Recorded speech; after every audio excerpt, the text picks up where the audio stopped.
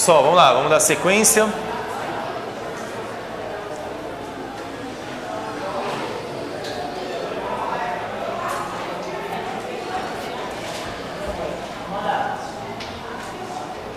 Aqui nós temos mais um slide que nos dá as informações necessárias para entendermos o quanto uma via metabólica consegue contribuir em relação ao tempo. Nesse caso, a gente tem aqui, ó, é um estudo, né? Um estudo que eu peguei desse livro e foi um estudo realizado por 192 segundos. Não me pergunte o porquê, mas utilizaram 192 segundos de esforço e verificaram qual foi a contribuição do sistema anaeróbio lático via glicolítica. Então, percebendo que nos 30 segundos iniciais, olha como a participação dela é bem expressiva. Lembra-se que até 10%, melhor, até 10 segundos, quem que predomina mesmo? A TPCP ou via dos fosfagênios ou anaeróbio alático. A partir disso, a predominância se torna da glicólise. E aqui, realmente conseguimos enxergar que 80% da ressíntese de ATP é de responsabilidade da glicólise anaeróbia. Entre 1 minuto e 1 minuto e meio, 45%, ou seja, maioria dos autores, se vocês olharem, a maioria dos autores vão colocar aqui 1 minuto e meio, de 75 segundos a 90 segundos, existe o equilíbrio entre anaeróbio e aeróbio. Tudo vai depender do quão intenso foi esse esforço. Se for um tiro, né, uma prova de 400 metros é menos de 1 minuto, né? Uma prova de 800 metros, de 1.500 no atletismo, a gente vai ter exatamente essas proporções aqui de porcentagem. A partir de 1 minuto e meio, considera-se que a participação dessa via metabólica ela é bem mais insignificante. Parem para pensar, um esforço de 400 metros no atletismo, que é uma volta na pista, os atletas iniciam numa intensidade e eles quase que preservam a mesma velocidade que eles iniciaram. Tem uma tática, óbvio, para percorrer esses 400 metros, mas o tempo recorde é 44, 45 segundos, se não me falha a memória. Então, para 44, 45 segundos, o esforço é quase que contínuo, mas o desgaste para fazer 40 segundos de esforço, em máximo de esforço, é exaustão plena.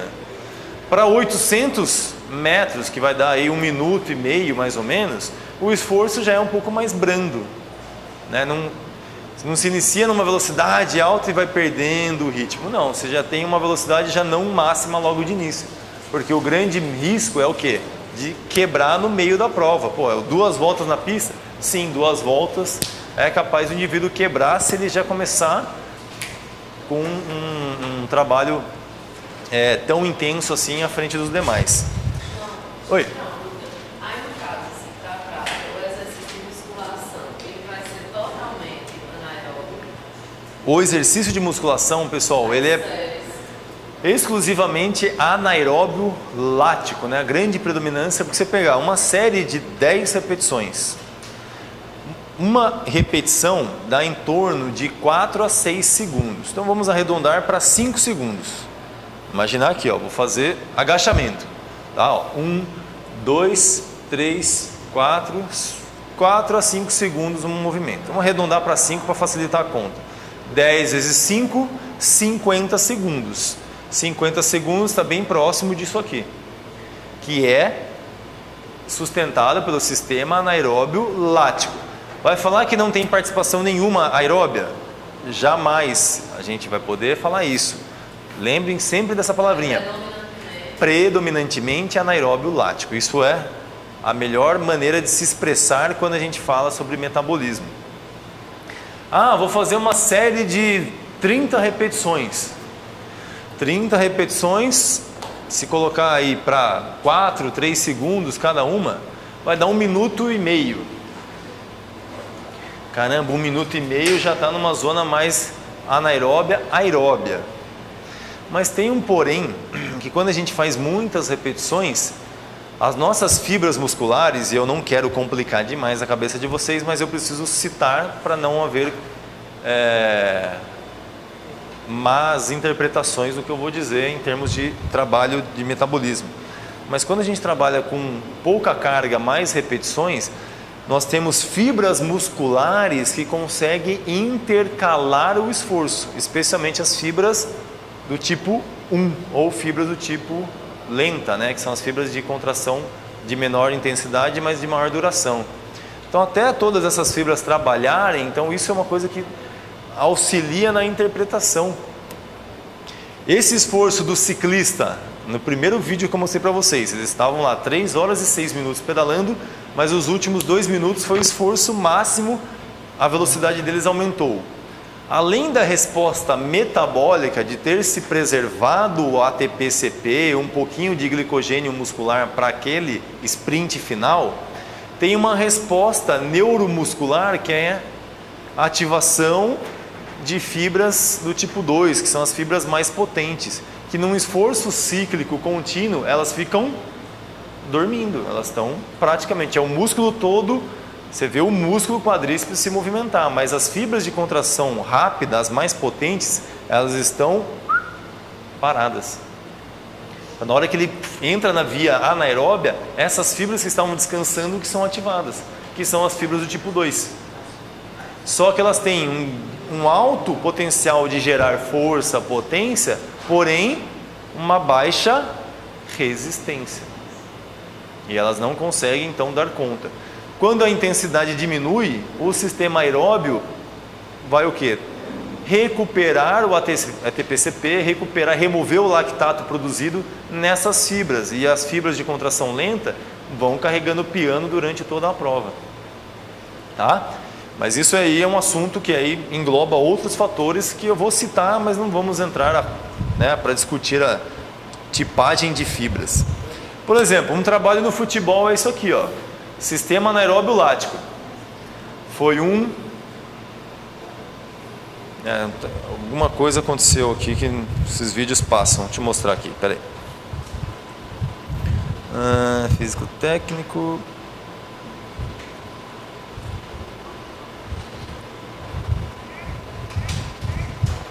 Olha lá, bateu, voltou. É que agora o vídeo já está no meio, né? Peraí. Olha lá, inicia o exercício. O preparador físico apitou. Pum. Deu 1, 2, 3, 4, beleza. Aproximadamente uns 15, 20 segundos. Passou pelo ATP-CP como predominante e depois já com uma grande participação da via glicolítica. O que determina o sistema metabólico a ser trabalhado aí? A curta pausa. Deu 20 segundos, vai de novo. Então percebam que ele está fazendo um esforço que dura mais ou menos 15 segundos, porém a curta pausa faz com que o metabolismo anaeróbio lático seja utilizado de maneira bem intensa, bem expressiva, tá? Então tem duas variáveis do treino, e mais uma vez eu cito o treinamento, e vocês nutricionistas precisam entender de treino, porque você fala, então o seu esforço do treino é só de 15 segundos, então tá mais para ATP-CP do que para glicolítico. Só que não, a pausa também é de 15, então o somatório das 4 passagens, 4 séries, é totalmente via anaeróbia lática. Deu para entender? Sim? Belezinha? Deu para acompanhar?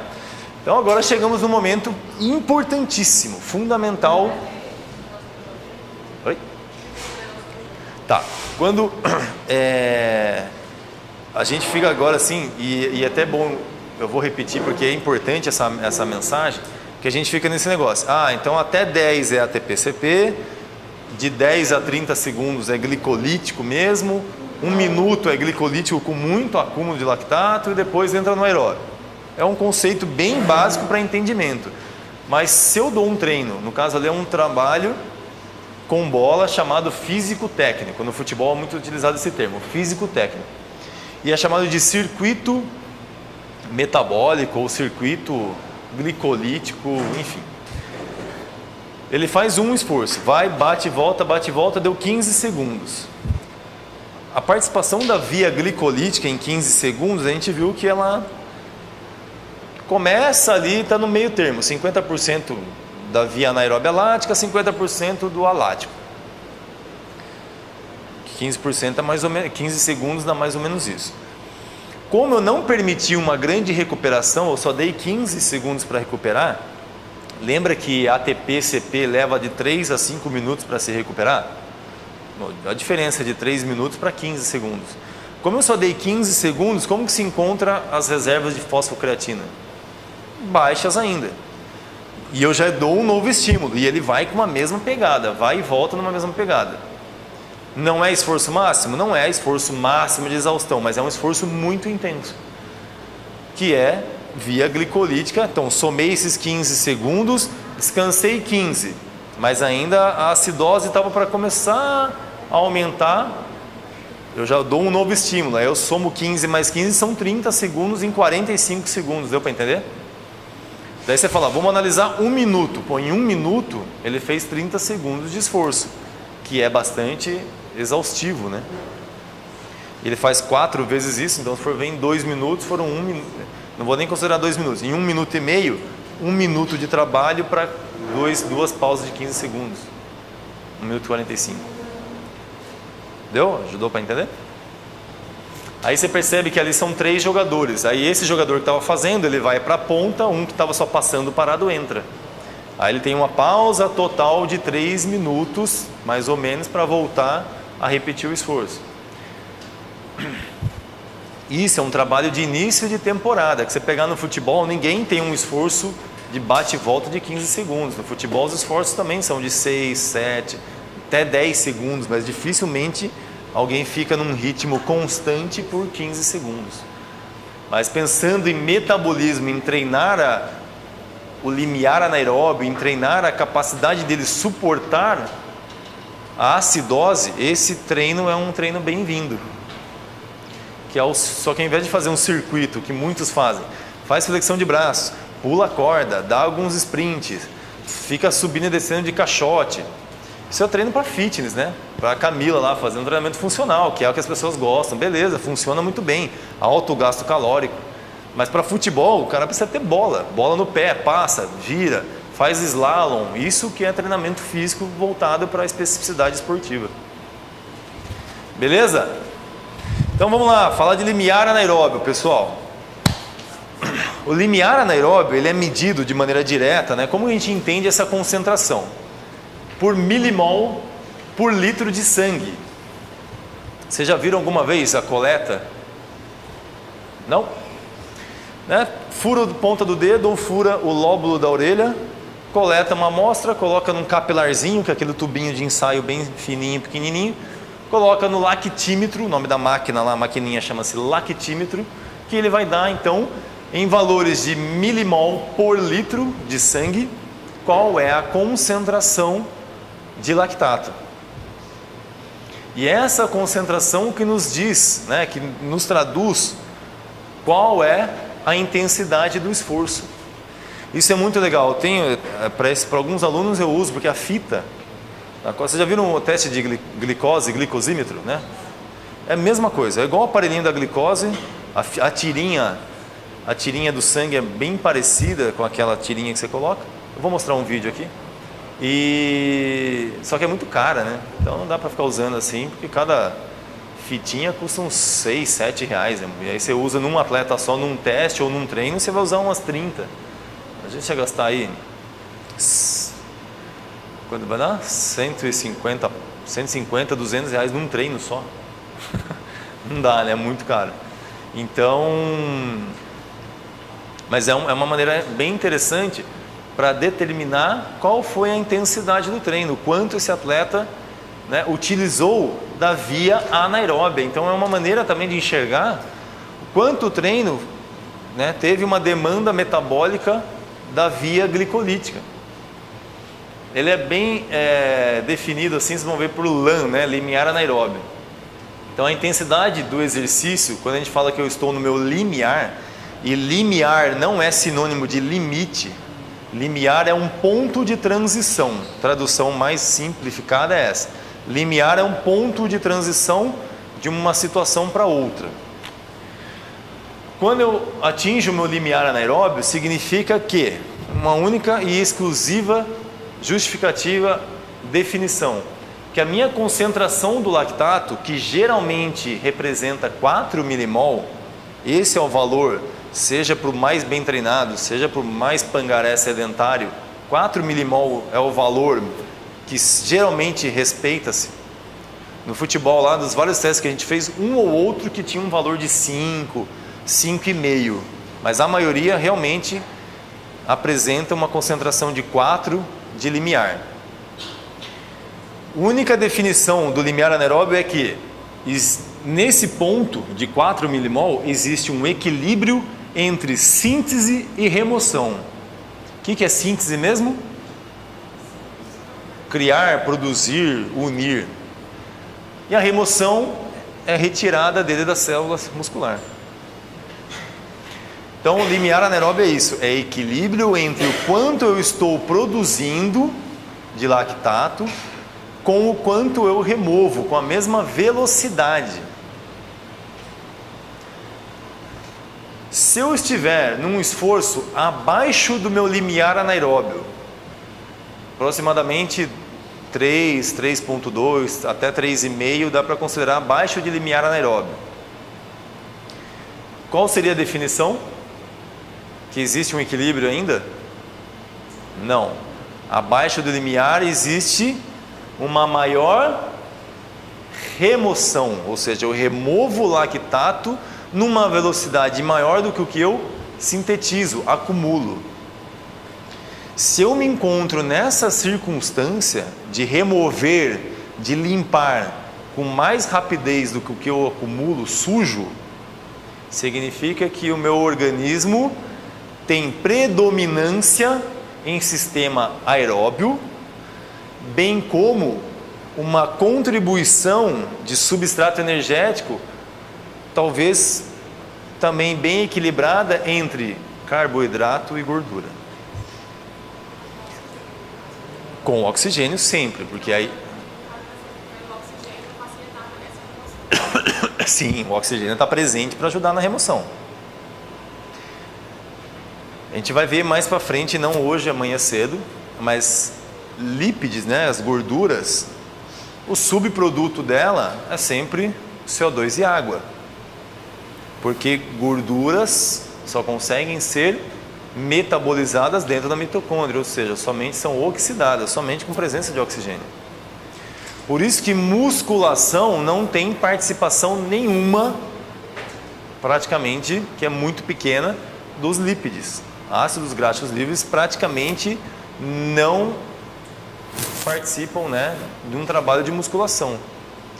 Posso até ter uma contribuição maior do sistema aeróbio em séries longas, como essa que eu comentei de 30 repetições, 40, em séries abdominais, mas o sistema aeróbio jamais vai predominar, porque tudo é característica anaeróbia.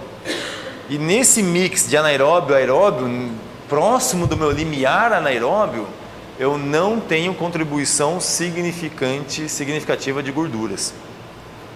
Se o sangue do meu aluno, do meu cliente, durante o treino, seja corrida, ciclismo ou na musculação, enfim, estiver próximo de 4 milimol, significa que eu tenho predominância do sistema, ou melhor, predominância da glicólise, porque se eu tenho um acúmulo de lactato, significa que eu tenho maior utilização da glicose, do glicogênio, isso é fato. E se esse valor tiver 7, 8, 12, 14, aí que eu tenho certeza absoluta que o esforço ele é exclusivo praticamente dos carboidratos. E aí vem, para dar uma mexida aí, uma complicada, que a concentração de lactato, ela pode passar do limiar anaeróbio, então eu posso fazer um esforço com 6 milimol, 7 até 8 milimol, então é um esforço acima do limiar anaeróbio, correto? Porém, o esforço é predominantemente ainda aeróbio. Pra vocês terem uma ideia, uma prova de 5K, corrida.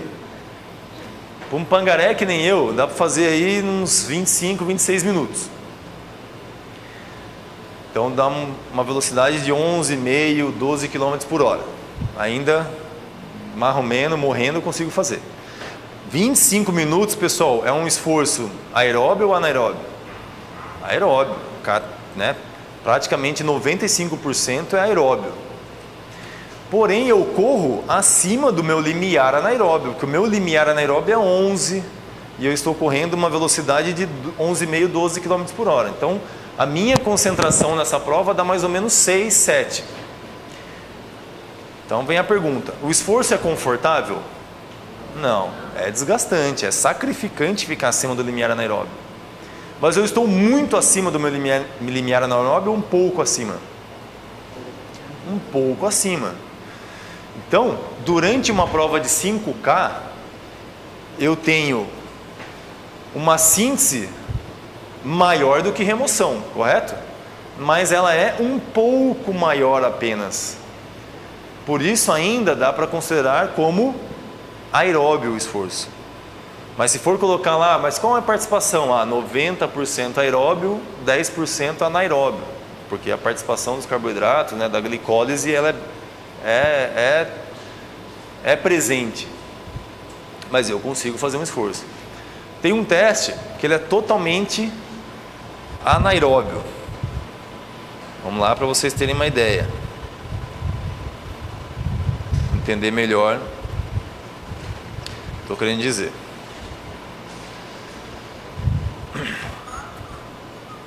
Esse menino aí está sendo avaliado em 6 tiros de 35 minutos.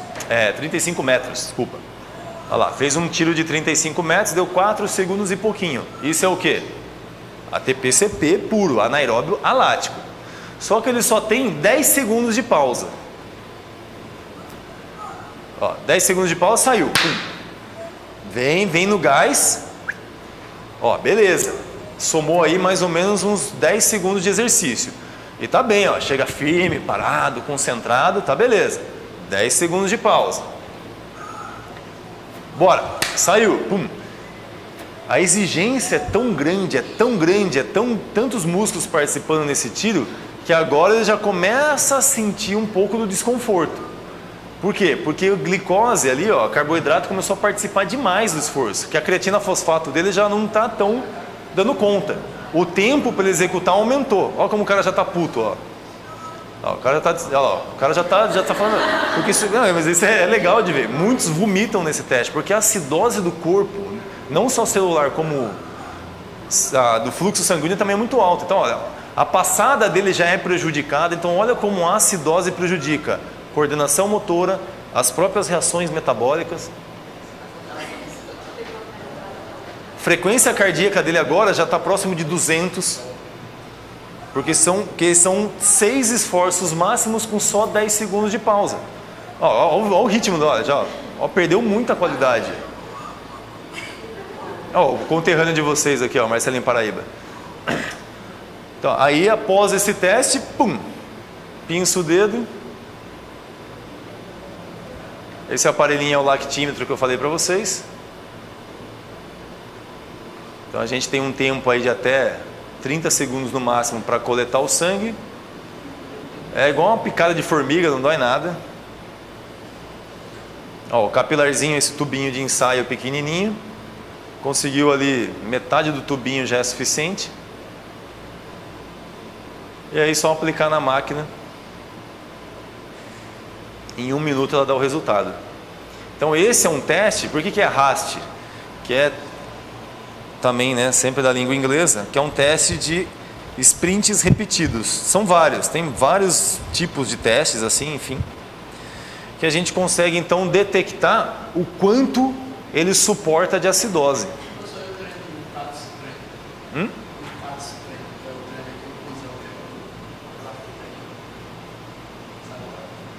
Qual que é o nome? Não entendi isso.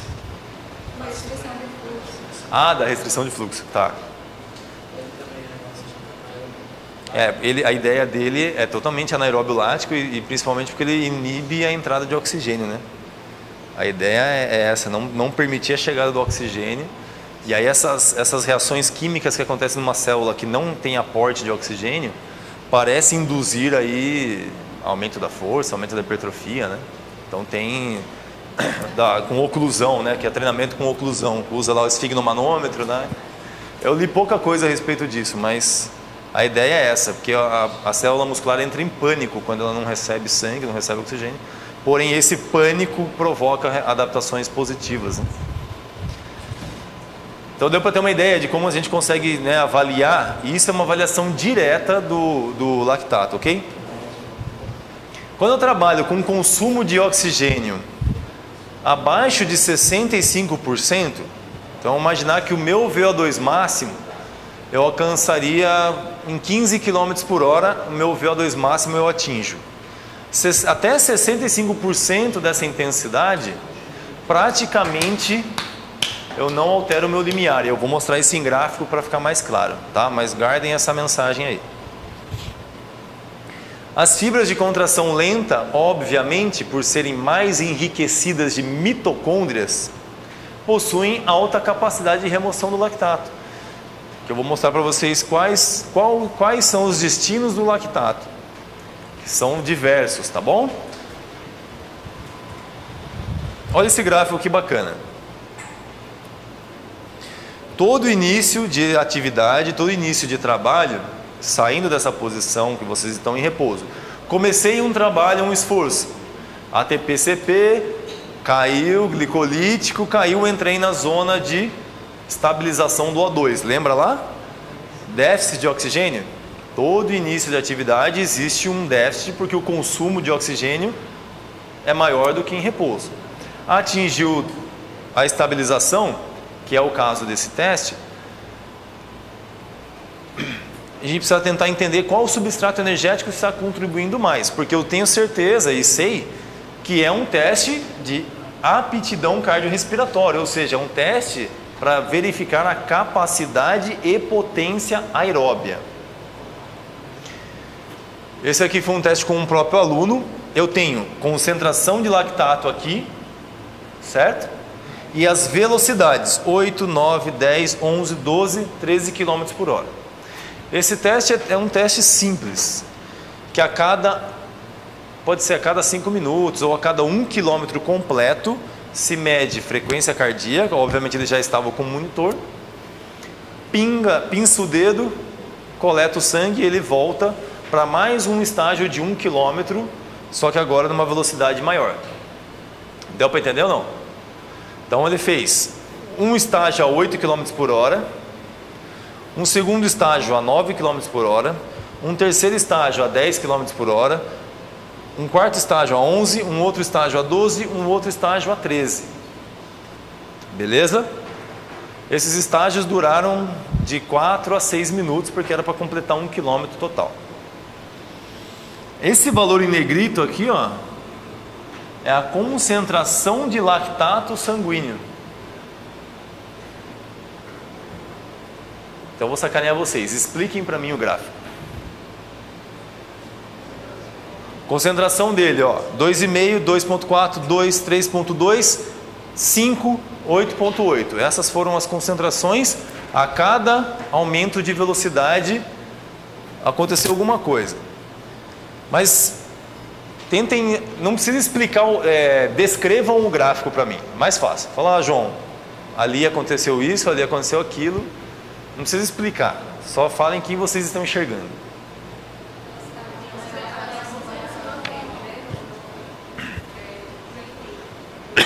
Então a Marina falou que até 11 km por hora, todos os estágios até chegar a 11, ele se manteve num equilíbrio.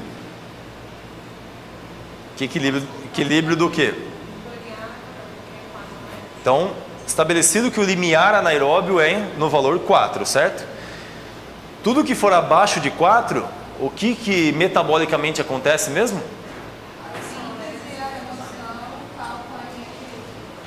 Abaixo do limiar, um é maior do que o outro.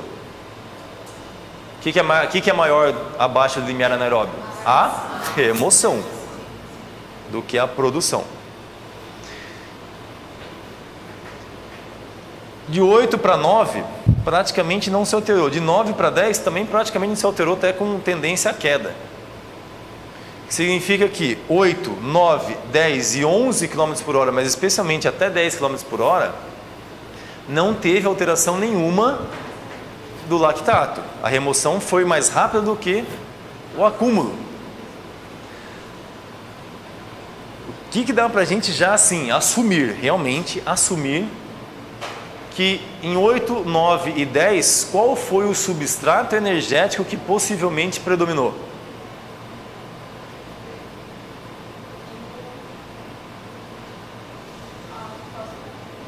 Os lípides, as gorduras.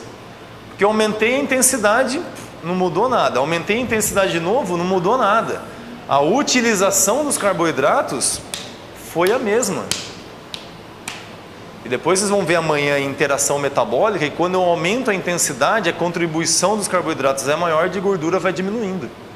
Quanto mais rápido eu corro, menos contribui gordura, mais contribui carboidratos. Essa é uma regra, né, que não muda e nunca vai mudar. Então, e a frequência cardíaca? Ó, a necessidade, o volume de oxigênio que ele precisava para cada estágio foi aumentando. Ó, 129, 138, 150, 165, 175, 179. Que se a demanda de oxigênio ela é aumentada, o consumo de oxigênio está sendo aumentado, qual que é a bomba de sangue que faz esse oxigênio chegar com mais velocidade? O coração. Então ele precisa bater mais rápido. Estão acompanhando a linha de raciocínio? Por isso que frequência cardíaca ainda é a maneira de monitorar a intensidade do treino de uma maneira que ainda tem algumas falhas, mas é mais fácil. E aí eu vou mostrar alguns estudos, vou citar, que com frequência cardíaca a gente consegue predizer ou imaginar se ele está abaixo, em cima ou acima do limiar anaeróbio. Porque a frequência cardíaca ela responde bem. Uma frequência cardíaca mais alta, 175, 179, significa que o coração está batendo muito rápido para suprir uma demanda que não está sendo alcançada, porque ele tenta trazer mais oxigênio, mas o corpo não consegue dar conta. Mas ali na saída, no início do exercício, ele não utiliza o AGP, não? Sim, mas naqueles primeiros 30 segundos, 1 minuto e meio. Isso aqui durou 5 minutos, 6 minutos. Então é um teste praticamente aeróbio. Mas agora, nessa velocidade de 12, tá vendo aqui, de 3.2, até aqui ainda, ó, o corpo dele, o sistema fisiológico dele, né, o organismo dele, conseguia trabalhar tranquilamente, de maneira confortável, que quando eu trabalho abaixo de 4 milimols, o esforço ele é considerado baixa a moderada intensidade. E então para ele, 11 km por hora, para ele ainda era tranquilo. Só que quando ele fez um outro estágio para 12, o que aconteceu? O organismo dele já não deu mais conta de sustentar o... Essa é uma pegadinha para ver se ele entrega o ouro, né?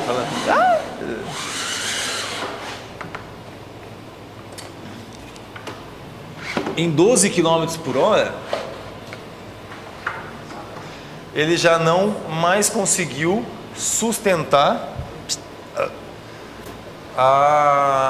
esse acúmulo de lactato. Então, se ele entrou 5 aqui, eu já posso assumir que a predominância da glicólise, né, ou seja, dos carboidratos como fonte de energia para a ressíntese do ATP, em 12 tenho certeza absoluta que carboidrato está bem superior à participação de gordura. Isso não tenho que discutir. Se eu acumulo lactato, significa que eu estou utilizando muito mais carboidratos, certo? Que eu mostrei já lá a glicólise. Para certificar isso, só para fechar, para ter certeza, fizemos mais um estágio a 13, que deu mais ou menos 4 minutos e 40 segundos de esforço, que também é aeróbio. Está acima do limiar anaeróbio, deu 8.8. Mas ele consegue permanecer nisso, porém a participação do sistema anaeróbio lático aqui já foi muito maior. Daí você fala, pô, e daí? Beleza, e o que importa isso para a gente? Pessoal, isso importa muito. Porque se o treino do seu cliente, imaginando ainda mais se for um atleta, se ele tem um treino que ele vai ficar com uma concentração aproximada de 8, 10 milimol de lactato, vocês precisam lançar mão de alguma estratégia nutricional que atenue, né, essa concentração, que ele suporte trabalhar com acidose, que contribua a ele resistir à fadiga muscular. E não vou falar, porque eu também tenho ainda muito que aprender no sentido de suplementos alimentares, eu jogar algumas informações aqui para vocês e como se fosse uma verdade única. Por isso que vocês vão ter 2 anos aqui para realmente responder e tirar essas dúvidas. Lembra que eu falei que ia colocar muito mais dúvida do que respostas? Então amanhã vai ser pior ainda, tá? Oi? Então aí eu vou mostrar um estudo que indica já uma certa tendência então para atenuar isso para esse tipo de esforço. Mas eu citei um exemplo de um teste que se usa um aparelho que custa uns R$ 1.200, com fitinha que custa R$ 6 cada tira. Então naquele caso ali eu usei 7 tiras, né? Então já foi um valor aí de aproximado de uns 50, 48 reais aí só para um indivíduo ser avaliado. Então não dá para fazer isso com todo mundo. Existem testes que conseguem predizer qual é o limiar anaeróbio, como o famoso teste de Concone. O nome do avaliado é Daniel e o teste chamado é Concone, tá?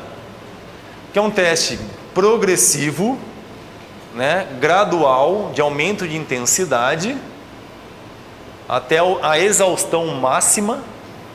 Então aquele teste já não é de exaustão máxima. Você encontrou, passou de 4 milimol, acabou o teste, manda tomar banho, beleza, registra aquilo. Esse já aqui não, aqui você já tem que ir até o limite mesmo, até o cara não aguentar mais correr. Começa 8, 8,5, 9, 9,5, 10, a partir do 10 vai 11, 12, 13, 14, 15, aí vai aumentando a velocidade até ele pedir para parar. Qual variável que consegue então trazer aí informações importantes? A frequência cardíaca. Onde eu circulei, vocês percebem que existe uma alteração, uma variação do comportamento da frequência cardíaca? Como que ela se comportava? 132 para 136, 4 batimentos. 136 para 140, 4 batimentos. Aqui ele deu um saltinho de 10 batimentos. Aqui ele deu um salto de 3. Aqui ele deu um salto de 6 batimentos. Quando a mudança foi de 12 para 13, a diferença foi de 18 batimentos. E aí volta a ter um comportamento mais linear. Então foi linear. Isso é chamado de ponto de deflexão. Você tem um comportamento similar até que chega um ponto que existe, chama de deflexão, não sei por que isso, mas que a frequência cardíaca já não consegue corresponder da mesma maneira. Isso é a cada 1 minuto. Cada 1 minuto aumenta a carga. 1 minuto é o suficiente para o nosso sistema cardiorrespiratório se ajustar de maneira mais rápida.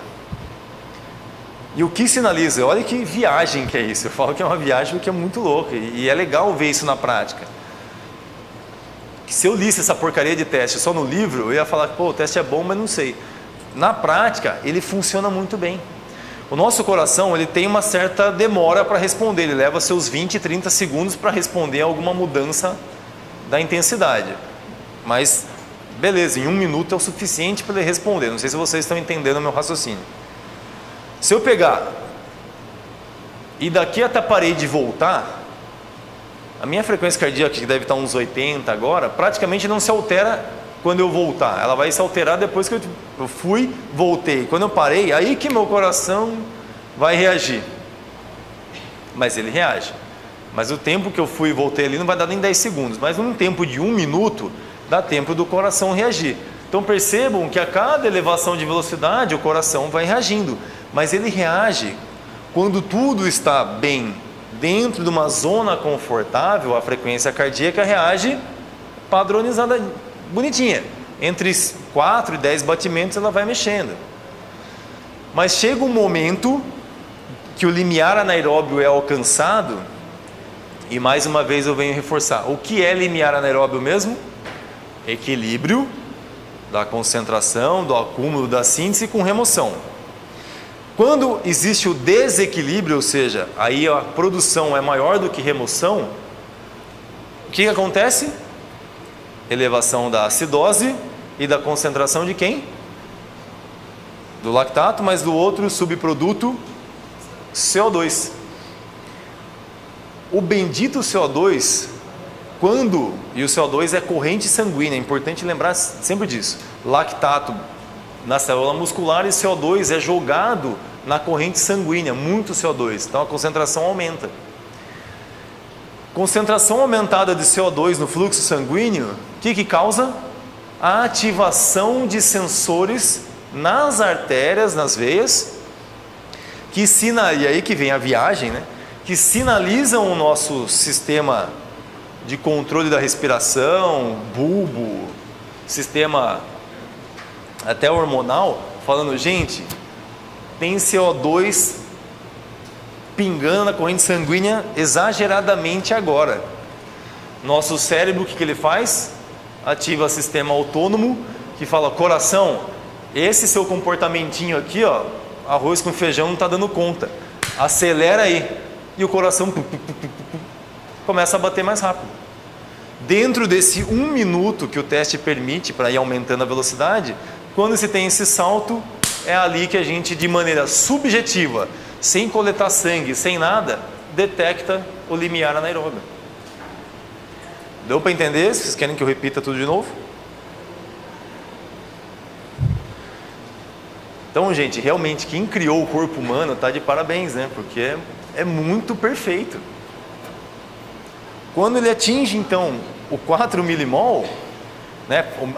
Quando ele ultrapassa o 4 milimol, então, qual é o limiar anaeróbio dele? 13? Não, é 12, porque 13 já passou. 13 já teve mais acúmulo do que remoção. Então, aqui a gente tem 12. E esse teste é bem bacaninha, funciona muito bem. Aí a prescrição do treino, não sei se vocês vão lembrar os primeiros slides lá que eu tinha. Treino cardio, aeróbio, anaeróbio, no limiar anaeróbio, misto, anaeróbio. Eu prescrevo as intensidades a partir disso. Imagina que legal se vocês receberem isso dos seus clientes e vocês conseguirem entender como prescrever o que ele vai comer. Então tem um suplemento que é a beta-alanina, que eu comentei lá com a Rebeca, com o Neto ali fora, que foi uma pesquisa que eu comentei já com vocês também, que eu fui cobaia, participei, enfim, e realmente mostrou diferença significante nos resultados, por atenuar a acidose. Então, melhorou o limiar anaeróbio? Não melhorou. O que melhorou foi a capacidade de suportar a acidose, num sprint final igual aquele da bike lá. Aí tem treino, o treino dele vai ser só treino abaixo do limiar, ele vai fazer um longão de domingo, correr 15 km para 150, 155 batimentos por minuto, esse exemplo aqui. Bom, então nos encana, para que eu vou lançar a mão num bicarbonato de sódio, que é um tamponante, ou... Não, vai só o carboidratozinho mesmo, para manter a glicemia, para dar um aporte de carboidratos, ponto final. Por isso que é legal vocês entenderem de treino, isso é muito bacana mesmo. E eu fico, não é porque a gente está tendo essa aula aqui, que amanhã acabou, não quero ver vocês, nunca mais pintada na minha frente. Eu sou muito pelo contrário, eu adoro responder e-mail, trocar ideia, de tentar de uma maneira esclarecer mais dúvidas, às vezes de aparecer uma situação na vida profissional de vocês, que isso aí para mim é um prazer imenso. Como eu falei, ser docente, né, nessa parte da questão do ensino-aprendizagem é o que mais me motiva. Beleza, tem diferentes estudos, um bem fresquinho aqui, 2015, um estudo que tentou predizer capacidades aeróbias e anaeróbias em ciclistas de elite, usando mudanças no lactato durante o tamponamento. Então, buffering phase traduz-se como tamponamento, tá? Então, aqui são dois gráficos só para mostrar.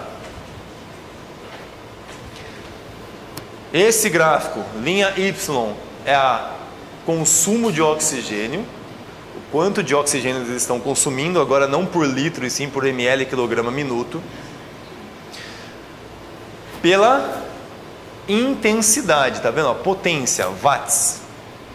Então eles pedalando, aumentou a carga, a rotação sempre é a mesma, certo? Geralmente, não sei se vocês já viram, mas testes de ciclo ergômetro é de 70 a 90 RPMs, mantém-se a mesma rotação, porém com a carga sendo aumentada. Essa carga justifica a wattagem, né, que chama de wattagem. Percebam, a mesma coisa que o teste que eu fiz lá. Foi aumentando a intensidade, porém, no caso aqui, esse é do limiar ventilatório, né, do respiratório aqui, ó, tá vendo? RCT. Limiar respiratório compensatório. Então percebam que a respiração, a questão da troca, pouco mexeu, né, a relação oxigênio-gás carbônico. Mas chega um momento que seguia um padrão que essa relação subiu. Olha o consumo de oxigênio, tá vendo? Quadradinho, olha o consumo. Quanto mais intenso for o esforço, maior vai ser o consumo de oxigênio. Ele é linear. Aumenta a intensidade, aumenta o consumo. Mas a liberação de CO2, ela é preservada, mantida. Porém, chega um momento que isso é chamado de limiar ventilatório. Então são dois limiares importantes. Limiar anaeróbio, que é o que a gente vai falar mais, mas tem também o limiar ventilatório, que para indivíduos mal treinados, eles são sinônimos, acontecem no mesmo momento. Para indivíduos muito crus, muito ruins de condicionamento físico, quando você percebe que o indivíduo ele começou a fazer isso, ele já ultrapassou o limiar anaeróbio dele. Porque é um instinto, você está num esforço, vou acelerar mais um pouquinho. Começou a fazer daquelas baforidas lá, pode ter certeza que você já alcançou, já ultrapassou o limiar anaeróbio. Isso é muito comum. Tanto que não sei se vocês já viram, a Camila, que é da área, deve já ter escutado, que quando eu recomendo um exercício para alguém que não tem frequencímetro, não tem noção, não tem nada, só quer fazer exercício, eu falar, amigão, começa então uma caminhada, só que, mas qual a intensidade? A intensidade tem que ser uma intensidade baixa, aquela que você consiga conversar. Então eles chamam até de teste da fala. Se eu estou lá numa caminhada, sei lá, sou obeso, mal treinado, coloco lá 5 km por hora e fico aí batendo papo com o vizinho do lado, falando de brigadeiro, falando de comida, né? Que deve ser o papo. Aí vou lá, coloquei 6 km por hora pro obeso caminhar. Aí ele começa, então, precisa ver, ontem eu estava lá, começou a fazer isso já é sinal de necessidade de lançar o CO2 para fora do corpo. Ele já passou desse limiar e certamente já ultrapassou o limiar anaeróbio dele. Percebam que, olha o limiar, tá vendo? 3, isso é uma pesquisa científica, algo muito bem feito. O que eu mostrei lá foi aula de pós-graduação que eu peguei e joguei. Mesmo no meu jeitão tupiniquim, mais ou menos, e uma pesquisa científica numa revista extremamente gabaritada, olha o padrão do lactato, tá vendo? O padrão do lactato, igualzinho, e a intensidade aumentando. E o oxigênio cada vez mais sendo consumido. Mas chega um momento que a célula muscular já não dá mais conta.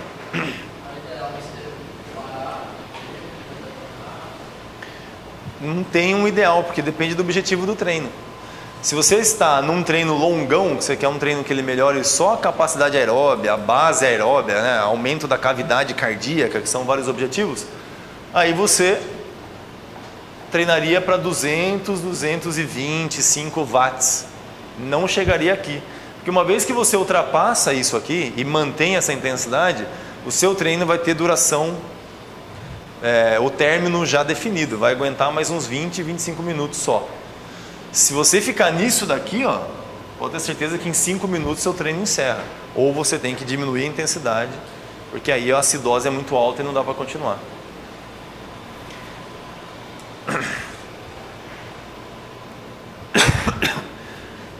Sistema anaerobilático, ele é alta intensidade, não altíssima, também com curta duração. Então, vários estudos aqui mostrando. Sprints na bike levam a redução, diminuição da concentração de glicogênio muscular. Então, um sprint de 6 segundos já leva a uma redução de 14% do estoque de glicogênio. Um de 30 segundos, 30 segundos de esforço, imediatamente após, 27% desse estoque foi queimado e utilizado num único sprint. 2 de 30 segundos, 4 minutos de intervalo, 47%. 3 de 30, com a mesma metodologia, 47 segundos nos dois primeiros, após o terceiro tiro, então, mais 15 segundos de queda.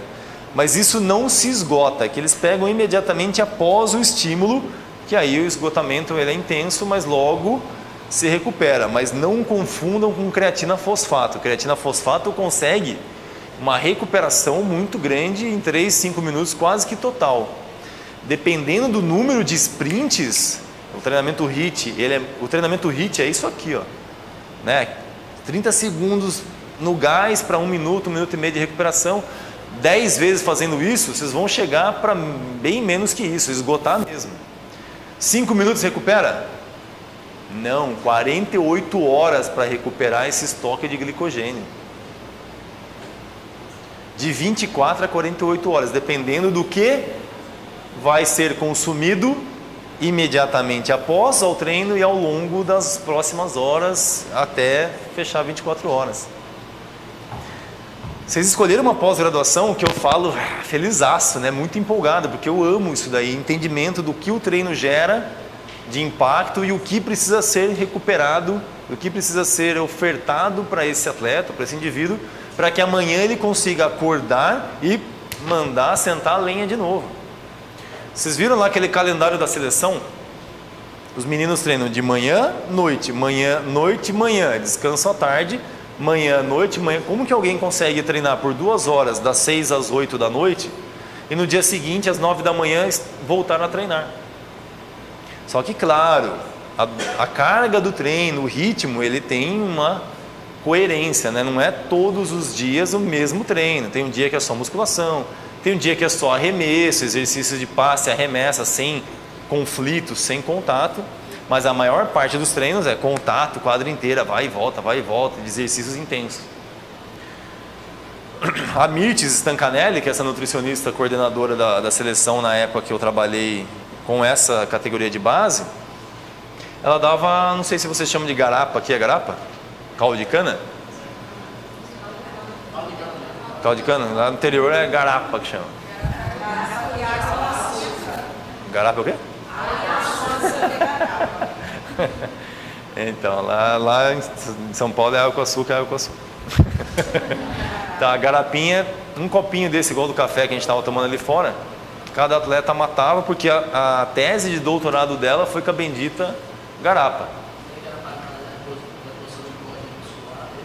Sim, é o que tinha um melhor paladar, tinha, né, enfim, uma maior entrada ali do glicogênio, facilitada, com mais velocidade, enfim, tem uma carga glicêmica altíssima, Porém, funcionou um pouquinho, mas aí num dia que um tomou, já teve o dia seguinte um desarranjo, né? O outro já não aguentava mais tomar, porque você acaba o treino com muita sede, colocar aquela coisa melada na boca. Então, do ponto de vista fisiológico, perfeito. Mas do ponto de vista digestivo e prazeroso, imagina você passar 5 dias seguidos tomando caldo de cana depois do treino. Sendo que esse caldo de cana vinha numa garrafão da Coca-Cola, né? O tiozinho que fazia lá, lavava a Coca-Cola que ele tomava, ou seja, a questão também de higiene, péssima, né? Mas beleza.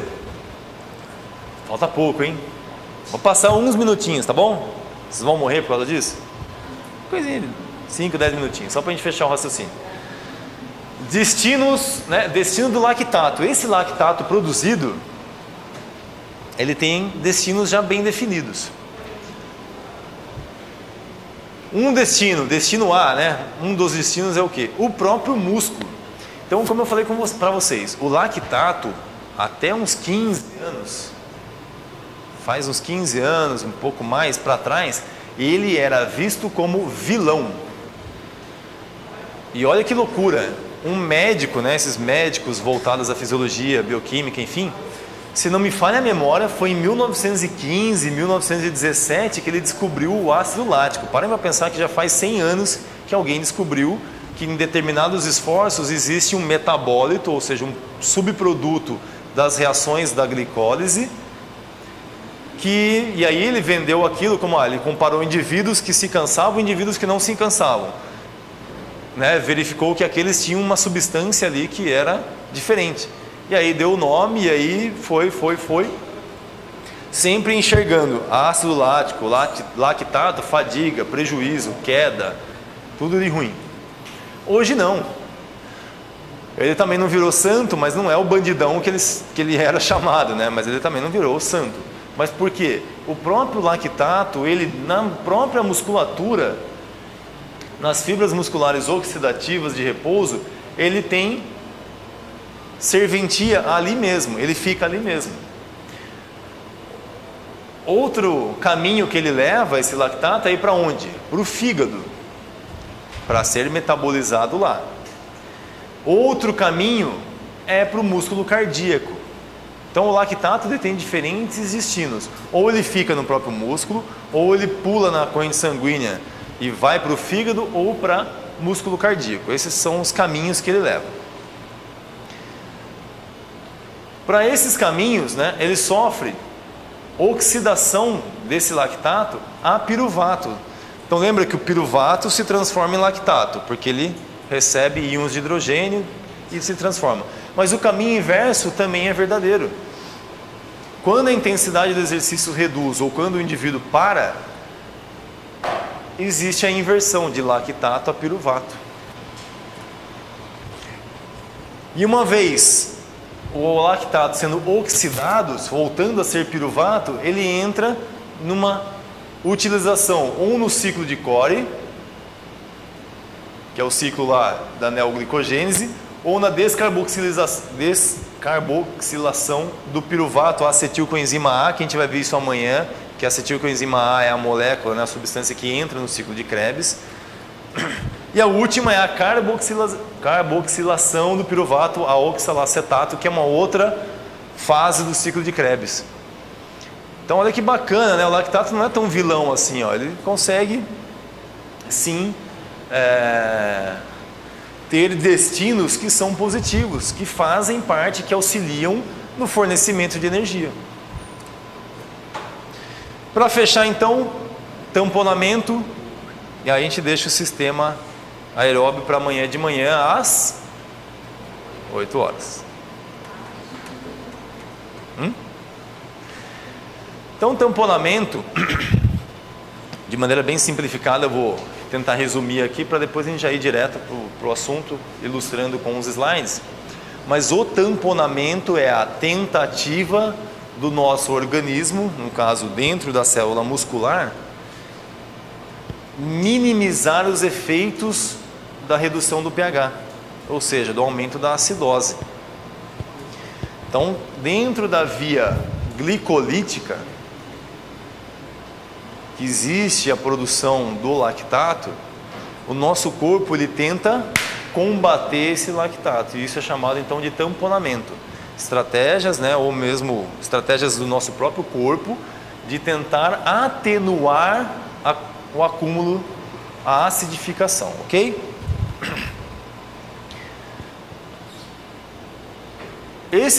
Essa acidificação se justifica, de maneira bem simplificada, pelo aumento da concentração de íons de hidrogênio. E de onde vem esses benditos H+? O H+ vem da glicólise, ou seja, da quebra da molécula de glicose, e eles vêm da própria degradação de ATP, que o ATP ele não é hidrolisado, e por ser hidrolisado, aquele Hzinho lá, do H2O, também faz parte desse acúmulo. Toda a quebra do ATP, quebra da creatina fosfato, nós temos aparecimento do íon de hidrogênio largado lá no meio, com várias contrações, com vários ATP sendo quebrado, com várias moléculas de glicose sendo quebrado, o aparecimento desse H+, ele é aumentado. Logo, leva-se então a aumento da acidose. E aí, íons de bicarbonato, que é o HCO3 aqui, tentam então tamponar, tentam atenuar, se juntar com esses íons de hidrogênio para amenizar, né, o bicarbonato de sódio aqui, libera então os íons de bicarbonato para poder amenizar, atenuar. Só que isso acontece onde? E esse canudo vermelho é para ilustrar que isso, pela ação do bicarbonato de sódio, acontece na corrente sanguínea, tá? Então isso daqui já é uma tentativa de tamponamento, porque a acidose sanguínea, né, posterior à acidose muscular, obviamente, aumentou, então tudo isso aqui acontece na corrente sanguínea. Então o bicarbonato de sódio, né, o bicarbonato associado forma-se ácido carbônico e quebrado então em H2O e CO2. Essa é a reação bioquímica que acontece. Lembra que eu falei para vocês do teste da frequência cardíaca? Chega um momento que esse tamponamento aqui, ó, ele é ativado quando a glicólise está intensa, quando o acúmulo de lactato é intenso. Então ela é ativada e o subproduto dela é esse, CO2 e água. Quando eu tenho aumento da concentração de CO2, o que acontece?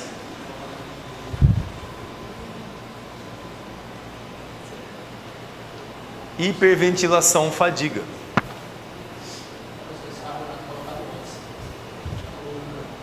Oi? É que eu não entendi o que você falou, né? Ele é colocado, tem dois protocolos. Muito boa sua pergunta. Tem um protocolo de uso contínuo, uma dosagem muito baixa, mas ela é mais de familiarização, mais de se adaptar a ele, porque ele é a mesma coisa que pegar água do mar e tomar. É muito ruim bicarbonato de sódio, né, misturado na água. Não sei se vocês já tomaram isso já. Quem já experimentou, é terrível, né? Sabor salgado. Mas ele é um suplemento de efeito agudo, tomado 30 minutos a 1 hora antes da atividade. E tem comprovação, lá nesse estudo a gente fez bicarbonato e betalanina e ambos foram eficazes. Porém, dos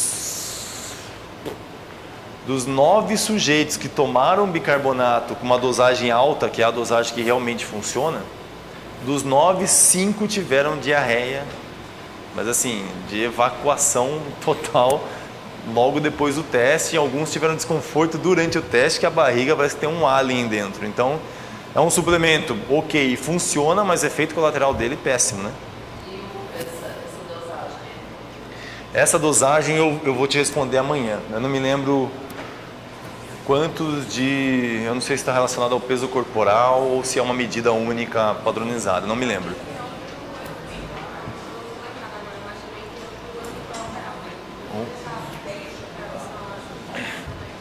Tanto que os atletas, né, os atletas amadores, né, mas os sujeitos que tomaram, eles mandavam por WhatsApp pra gente, eles escreveram assim, essa porra é São Rizal, que eles fizeram 28 dias, participaram por 28 dias do estudo, mas todos eles tomando placebo, né, só malto, mas um dia antes eles tomaram uma dose para ver se não ia acontecer nada, e no dia seguinte que eles tomaram para valer. E aí todo mundo que tomou, que era um grupo duplo cego, né, aleatório a distribuição, mas aí a gente falava, ó, alguns vão ter mudança, outros não, enfim e tal. Se tiver, coloque dentro, essa porra é São Rizal, que é muito salgado o negócio. Então, olha lá, muito antigo isso aqui, né, 92. CO2 em excesso atua ativando receptores arteriais, foi o que eu comentei com vocês, no sentido de estimular a ventilação para compensar a acidose metabólica, aumentando ainda mais a pressão parcial de O2. Tá? Então, mais uma informação, então não é nada novo, né? O CO2 não é nada novo. Agora, o que significa realmente esse tamponamento em termos fisiológicos, metabólicos? Quando existe uma passagem pelo limiar anaeróbio, ou seja, síntese maior do que remoção, o meu limiar ventilatório, ele não acontece nesse mesmo momento. Então, indivíduos mal treinados têm tanto o limiar anaeróbio quanto o limiar aqui, ó, volume de O2 e CO2, acontecendo no mesmo momento. E não. Esses indivíduos mais bem treinados ou que foram suplementados, enfim, conseguem tamponar, e essa janela aqui, tá vendo a setinha? Essa janelinha, essa amplitude aqui, é a que então determina o quanto de tamponamento, né? O quanto ele conseguiu tamponar a acidose metabólica. Indivíduos mais bem treinados e conseguir ainda sustentar por mais tempo. Indivíduos menos treinados, a hiperventilação ia aparecer antes. E hiperventilação é o que? Sinal de fadiga. Nos próximos poucos segundos ele vai perder performance. Beleza? Esse foi o estudo que a gente realizou. Efeitos da suplementação crônica de beta-alanina sobre a performance física de corredores de rua do município de Aracaju. A Renata que foi a responsável, nós não publicamos esses dados ainda. Mas pegamos então 17 corredores de rua, aqui só tem a beta-alanina, com volume de treino de 25 a 40 e foram divididos. Então a dose, Patrícia, no caso da beta-alanina foi essa. Eram 3 doses diárias, certo? De 1,6 gramas, que dava o total de 4,8 gramas dia, independente do peso corporal. De beta-alanina ou grupo placebo que foi malto durante 28 dias, certo? Então as semanas, né, estão aqui dispostas, então foram realizados testes, o teste de Concone, a partir desse momento que eles começaram a suplementação. E não só o teste, como foi feito? Para reproduzir uma prova de 5K, foi feito um aquecimento de 5 minutos na esteira, e aí colocamos a velocidade de colocamos uma velocidade estável, com pequenos ajustes, durante 25 minutos, a 85% da frequência cardíaca máxima, que em tese está muito associado a limiar anaeróbio. Então 85% da frequência cardíaca máxima é muito próximo da intensidade do limiar anaeróbio. Então a gente provocou uma situação de prova num ritmo bem sobre o limiar anaeróbio, que é um ritmo mais desconfortável mesmo.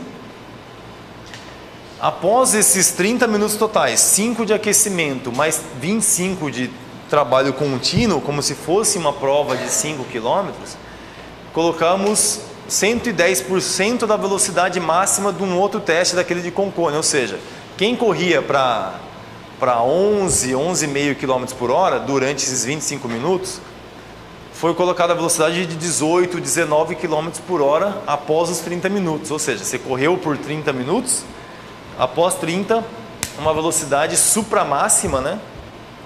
E aí media o tempo que eles suportaram nessa velocidade, que uma passada, e eu fiz parte desse estudo também, fui cobaia, como eu falei, bem difícil. E aqui então vem os resultados. O grupo alanina, e a gente chamou então de tempo do all out. Esse sprint final é conhecido na língua inglesa como all out, como dar tudo, dar a vida, é o esforço da vida até a morte.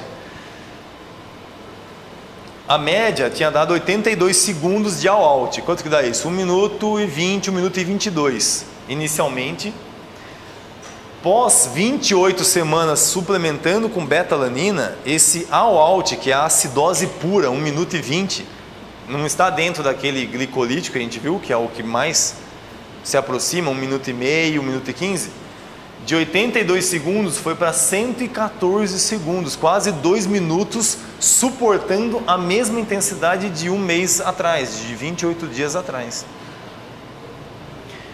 Grupo placebo, eles tiveram muito semelhante à média inicial, 82 segundos, só treinaram, só tomaram maltodextrina, que não servia para nada em termos de suplementação, e foram para somente 10 segundos a mais a média, não apresentando diferença significante. Então, grupo alanina melhorou, apresentando diferença significante, e que fez em 1 minuto e 20, foi para quase 2 minutos a média do grupo, de suportar mesmo, ou seja, esse tempo todo aqui, ó, é o tamponamento. Então, o tempo de tamponamento foi aumentado, vamos falar assim de uma maneira mais didática talvez. E o Anion Gap, vocês já ouviram falar de Anion Gap? Alguém leu já alguma coisa a respeito? Anion Gap é um marcador bioquímico que por meio da urina, então a gente fazia o teste da urina antes, teste não, né? A coleta de urina antes do teste de 30 minutos com esse all-out, e logo após o teste, novamente coleta da urina para ver como se comportava essa urina antes em repouso e como se comportava a urina após o teste. E o que nós percebemos aqui, ó, que para ambos os grupos, antes de iniciar a suplementação, eles partiam de um valor positivo e foram para menos 25, a alanina. Esse valor positivo de 13,8 foi para menos 26. Esse Anion Gap é um marcador bioquímico por uma conta lá de sódio, potássio e cloro, eu não me lembro quem é soma, quem subtrai, enfim. Dá um valor, passou de 0, já é considerado o que? A acidificação, ou seja, apareceu acidose. Então, ao invés de usar daí o lactato, a gente usou a urina. Então, tem várias metodologias para poder chegar nesse valor. Depois de suplementado, olha que bacana, iniciaram com 14, que é o valor normal de repouso. Eles fizeram 40 segundos a mais no teste de exaustão, no teste do tamponamento, e olha que legal esse Anion Gap, não passou de 0, permaneceu-se positivo. E o outro grupo, ó, que não suplementou, além de não melhorar, apresentou acidificação altíssima. Olhando a correlação aqui, ó, valor do delta de quanto de acidose, o valor de delta de diferença entre o primeiro teste e o último teste, ó.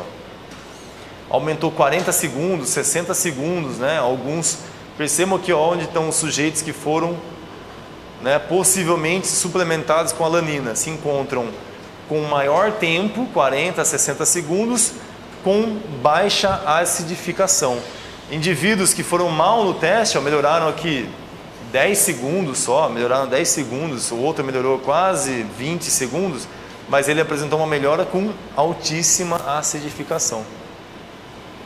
Então tá aí uma boa dica de uma linha de estudo bacana, já que está muito na moda a questão da corrida, das provas, enfim. A beta-alanina é muito estudada com musculação e foi identificada assim, ser bem positiva a utilização dela. De corrida nem tanto, por isso que a gente acabou focando um pouco mais então.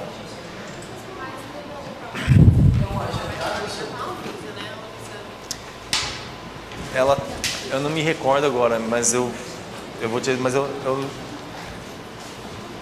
será que foi a beta-alanina? Eu não sei, eu só sei que a beta-alanina, gente, para suplementar, eu acho que não. A beta-alanina para suplementar durante um mês dá mais ou menos R$800, é muito caro, né? Muito caro. Eu acho que não. Pessoal, prometi que ia passar 5,10, você vê que quando eu prometo eu cumpro.